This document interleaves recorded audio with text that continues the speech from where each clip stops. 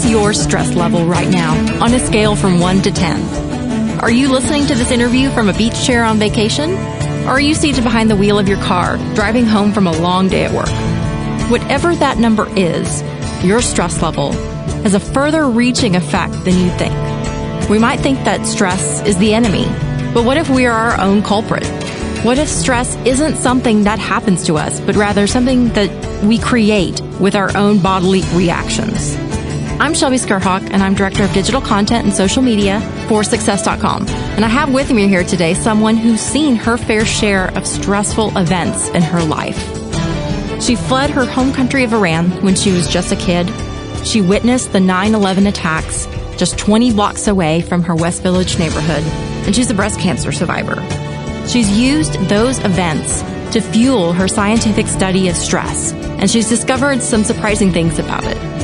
Amanda Aniety is a former attorney turned author, speaker, and columnist who writes about stress, creativity, and technology for CNN, NPR, and of course, Success Magazine. So Amanda, I'm grateful to talk to you today, and I want to understand more about your work in stress and then how to apply that knowledge to our lives. So Amanda, welcome. Thank you, Shelby. I'm so happy to be here with you and the wonderful Success community. Thanks so much. Well, I know we recently had a feature about you in the magazine, but for those who haven't had the opportunity to read that story in the December 2015 issue, you say the greatest myth is that stress-free living exists at all. What do you mean by that? Because in reality, there is no such thing as stress-free. And the only time you and I will ever be stress-free is when we're dead. Because the stories we've been hearing and telling about stress are really very different from what stress is. In the broadest sense, a stressor is any kind of stimulus that knocks you out of balance. And that stimulus can be real, it can be imagined, it can be good, it can be bad. And Shelby, the devil of modern stress, I always say, lies in the particulars of how you're thinking about the things that are happening to you. So the devil is in the details, huh? The devil is in the details and the stories. So then here's, I guess, the question that I'm sure people are dying to know or ask. Are we as stressed as we really think we are? Oh, you're trying to catch me because that's a trick question. And the answer is yes, you are as stressed as you think you are. And you're also as unstressed and grateful and joyful as you think you are. And the key here is, of course, perception, yours. And no matter who you are and what's happening to you, you have the power to tell better stories that serve you and your goals. So we're doing this to ourselves, in essence. Well, you know, I've written a lot about this constant, ever-present stress that seems to surround us and follow us in our lives. And there are many reasons for why we're doing it to ourselves.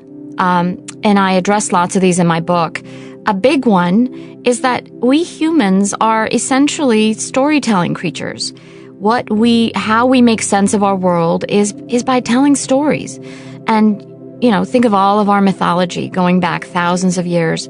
And the reality is that we just haven't been telling the best stories for the past half century. There are many, many reasons for that, and we are not to blame for all of those. But the good news is that it is entirely in your power to tell better stories, stories that serve us, that serve you. And we hear a lot about resilience these days and how to develop it. Well, the core of resilience is the ability to tell good stories about the things that have happened to you and that are happening to you and that could happen to you. So that's that kind of inner tape in your mind, that inner dialogue, telling the best stories, telling better stories for yourself, and then telling the right stories, I guess, making sure that the message that you're saying is not of negativity, but of positivity? It's the ultimate way of being entrepreneurial. It is taking what you have and figuring out what to do with it. That is really the story of stress, is you are where you are and what has happened has happened. Now, how can you turn that into something that can actually serve you? And the answer is, of course, different for every single person. Well, speaking of different then, so there's different kinds of stress. Tell me a little bit about what those different kinds of stress are, and is stress really all bad? The answer is no, not all stress is bad. There are three broad categories of stress. And it's really important that we learn how to see stress across a spectrum and not just as bad. There's first the toxic stress, the kind that we basically talk about all the time. Stress is killing me, it's killing me, it's killing me. But there's also good stress, which is we also know it as acute stress. And that is the life-saving, life-enhancing kind of stress that can help you jump out of the way of a speeding car or ace a test or give a fantastic speech or even lean into the excitement of a first kiss. It helps you recover better from surgery and so much more.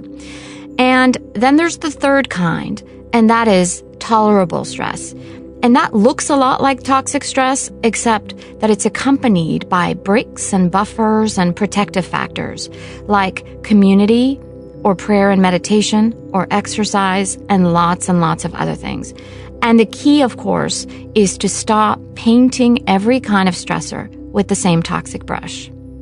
Okay, so toxic and tolerable can be both, I guess, big stressors, but it's your perception of it. So then if you're painting the broad brush that everything is toxic, everything is a disaster, I'm so stressed, I don't know what to do, woe is me, then yeah, that's going to have that toxic effect on your body. But I guess then you're saying realize the difference between toxic and tolerable. You're exactly right.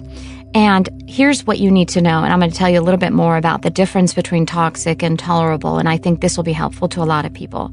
The most important thing you need to know about toxic stress, 3 things. 1 is that it is incredibly strong. 2 is that it's unrelieved. It's an unrelieved activation of your body's stress management system. And 3 is that there are no protective factors or buffers. So if you can imagine your day as a series of peaks and valleys, if you're going from peak to peak to peak, stressful situation to stressful situation, then you're wading into dangerous territory.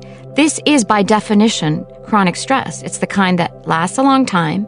It's very strong. It lasts days and weeks and months and even years. And there's nothing protecting you. And that is when you're beginning to wade towards these murky waters of disease.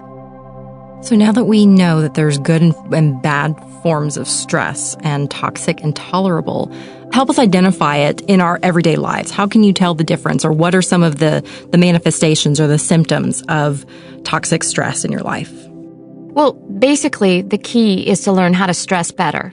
The key, everybody says, is to try to live a stress-free life. And research actually shows that a stress-free life is not ideal, that you are healthier and you will recover better and have a better prognosis and live longer if you're able to stress better by alternating between high and low stress, right? And so if you're alternating between periods of high stress and periods of low to no stress, what does that look like? Well, that depends on you and what works for you.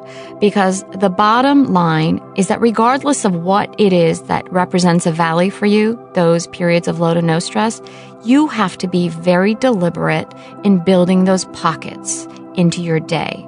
Whether that means that you had a really stressful meeting and then you go out for a walk between that meeting and your next meeting, or you listen to music, or you enjoy a cup of coffee while sitting in a dark closet or room.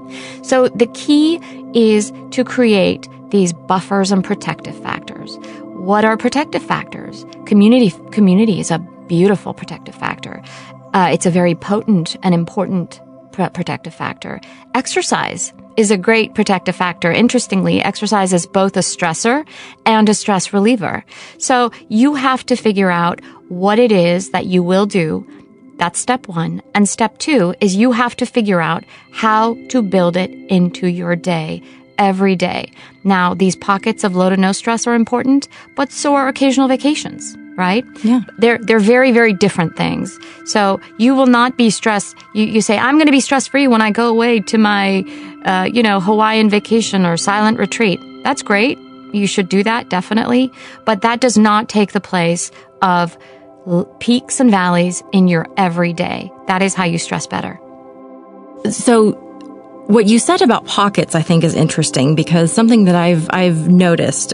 So we here at Success have been working on our podcast, and this is kind of a new thing for me. And so something I've been doing in scheduling is scheduling a 30-minute block before we go into recording to basically, and I've been just telling my managing editors just to go hide. I'll go read something, I'll put some headphones in, and I'll use that time to just completely kind of decompress. So that way I don't go into the recording with, kind of already a high pitch or a fever pitch or worse, not completely aware of where I am, what I'm thinking, what I'm saying, and just kind of going through the motions. And so I'm very relieved to hear that what I thought was kind of quirky and diva-like is actually a recommended stress strategy. Remember your peaks and valleys, and you already know that there are going to be lots of peaks, so you have to be very deliberate about your valleys, about building in your valleys. And you know what? I call them small pockets of joy. And one of mine, by the way, is savoring a really good latte and a donut. I love that. I'm trying to demystify, for people, because one of the things that I do is I ask people that I see handling stress really well, like what are their pockets of joy is what I call. And I swear to God, you don't know how many people who do a really nice job of building in these pockets of joy tell me coffee. Like I take my coffee, I go to the rooftop, I sit there and I just drink it slowly by myself.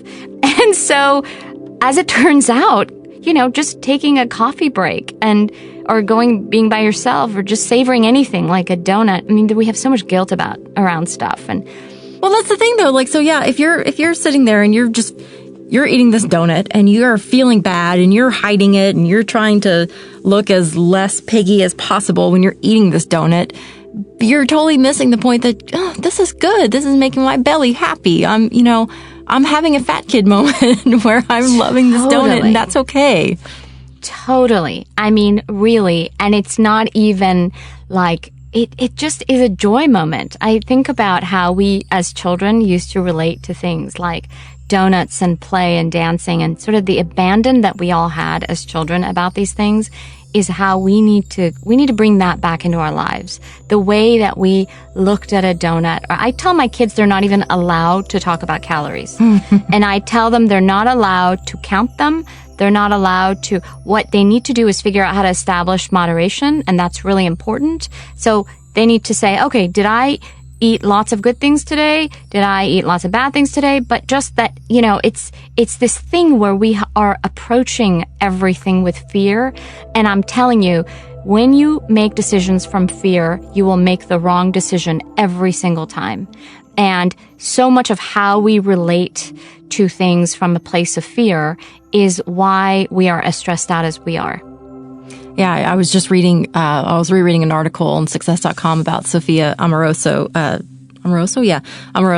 the founder and CEO of Nasty Gal. And in her recent book, Girl Boss, she says that without a doubt, whenever I question myself, whenever I doubt myself, whenever I lose any of that confidence in a decision, I will make the wrong decision every single time, that it will be a failure no matter what. And so just going into it and just, yes, this is it. This is the decision I'm making, and I'm going to do this, and it's going to be great. And if it doesn't and I fail, that's okay, because that's part of the process. Oh my God, I'm so glad you brought that up, by the way. This idea of being terrified of failure. And I don't know if y'all are familiar with concepts of design thinking. I actually helped on a teaching team at the design school at Stanford. And it's really not about interior design in any way. It's about taking, sort of having empathy with the situation, looking at how people interact with it, taking that and building an experience or a product from a place of what do people need? What is it that they really want? What is their need in this particular moment? And then one of the most important aspects of design thinking is being comfortable with failure. And that is one of the biggest aspects of our culture now, is that we are so terrified of failing, when really, if you look at design as iteration, that I'm going to come to this, I'm going to do the best that I can in this moment, and then I'm going to have the opportunity to then iterate and get better and get better and get better. People are helicopter parenting, they are micromanaging their employees, and really then people come to their jobs and their families with this fear of failing when all failure is the ability to learn lessons and then move on to the next moment. And in Silicon Valley, we say success is getting up one more time than you fall. So really this concept of becoming comfortable and relating to failure in a different way is so important when it comes to stress. I love that. So your piece in this month's issue of the magazine talks specifically about how technology is diminishing our ability to focus and therefore adding stress to our lives. Can you tell me a little bit about that? Absolutely. So I was really interested in a recentish poll of CEOs worldwide, and take one guess as to what they identified as the single most important leadership trait for success. Gosh, I don't know. Creativity.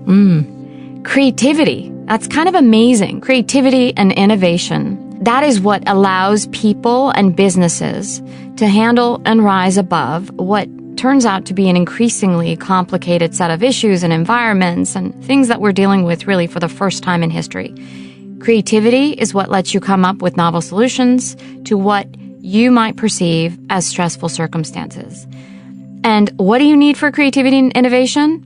The ability to focus, to deep dive. And scientific literature highlights the need for us to establish these wide open, sort of sacred spaces, both inside and outside. And by sacred, I don't mean religious necessarily, although for some people it might mean that. But we need to establish these wide open spaces, both inside and outside, free of distractions, to create and imagine and put things together and to simply be like you were creating for yourself, that half hour of sacred space before you go in to your next recording or meeting. And how many people do you and I know that have these wide open sacred spaces that are free of distraction to focus, to create, to imagine, to solve problems and put things together?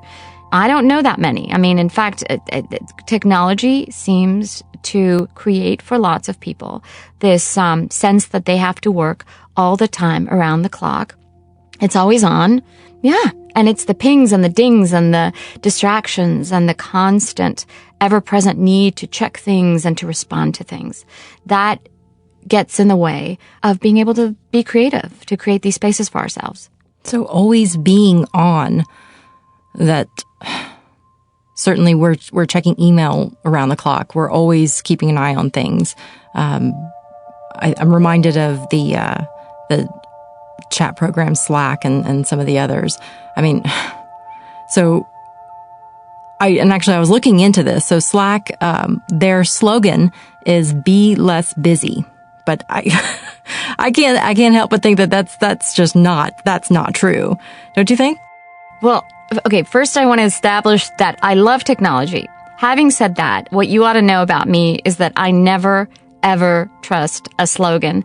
I don't trust anybody's slogan, in part because I consult with so many corporations, and as a corporate lawyer, I've been there. I see how that sausage is made. So I don't trust anything, and I also don't think that things necessarily, something that works for one person will work for another person. What they say often, sometimes, possibly never, bears any relationship to reality. The question I ask my executives when it comes to technology is it serving you? And are you now using this app or using this program or using this device in a situation where you are serving the technology, or is it serving you? Right. It's a really important and really personal question that you have to answer for yourself. I always say just because you can doesn't mean you should. And there's a lot of that in our culture now because, by gosh, we have access to so many things that people couldn't have even dreamed about in the past. So stress is ultimately the story of moderation and personal sustainability. The real issue with technology is not whether it's overwhelming or hurting us, but whether your everyday habits and practices are sustainable over the long term and for lots of people, the answer is no. So let me hear your side of this then. So Amanda, how do you relax and refresh to manage your own stress? I hike out in nature almost every day. And when I don't, I can feel it. I go for bike rides. I take the Ayurvedic herb ashwagandha every once in a while when I'm going through high stress situations. There's some really good research behind it, and it really works for me. I can tell a difference when I don't take it. Lavender essential oils do miracles for me. I have a diffuser, and when I really need to, I turn on my diffuser. And Shelby, I have this really interesting, I have this theory that if I could dance once a week, I would be 20% happier. I love that. That doesn't happen all the time, but I do think that, when I do it, it really helps relax and refresh. I think we need a dance party. Oh my God, do we ever? Okay, Amanda, so let's do some rapid fire questions as we wrap things up, because I'd like to hear some fun answers from you. So what is your guilty pleasure? I love being alone, and I often feel guilty about taking the time to go and be by myself. I have kids and a family and lots of people who depend on me for work, but I have to say, being alone is my guilty pleasure. I love that. So you find a magic lamp, and the genie grants you 3 wishes. What would you wish for? I hate that particular question just because I never know what to say. And then I sort of, like 10 hours later, I'm still thinking about it. If I could create an umbrella and have it be health and joy and travel, and that's not just for me, but, possibly for me and my family and then everyone. See what I mean? I just, that question always ties me up in knots. I love that though, the umbrella. Yeah. What book is on your Kindle right now, or your bedside table? Winning the Story Wars. And the subtitle is Why Those Who Tell and Live the Best Stories Will Rule the Future. And it's by a guy named Jonah Sachs. It is a phenomenal book. I think it's on Harvard Business Review Press, but I highly recommend it. All right, Amanda, how do you define success? So the prologue to this is that I have learned in my research of stress to really define success differently than how it's often defined for us. A lot of people put a monetary value on success. A lot of people look at trappings. A lot of marketers try to use the concept of success to terrify you into buying their product or to lure you into buying their product. What I have realized, when you look at stress as a guide, you find that success is figuring out what your particular gift is in life, what your purpose and passion is in life, and then not just stopping there, right? But also figuring out how to use that gift, because everybody has it, figuring out how to use that gift to serve yourself and your family, but not to stop there, to also serve your organization and your community and your world. So success to me is being in your zone, figuring out what you're gifted with, and then figuring out how to use it to serve others. All right, Amanda, thank you so much for joining me today. I really appreciate the time and the insight that you've given us, and I look forward to talking to you in the future. Thank you, Shelby. I'm so excited about everything that you guys are doing.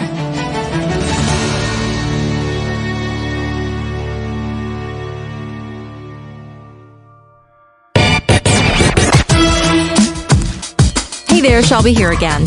Now, considering this was my first interview for the Success CD and something that I normally consider pretty stressful, I felt pretty refreshed after our conversation with Amanda. She had some great points about understanding stress and how we can better handle it in our lives.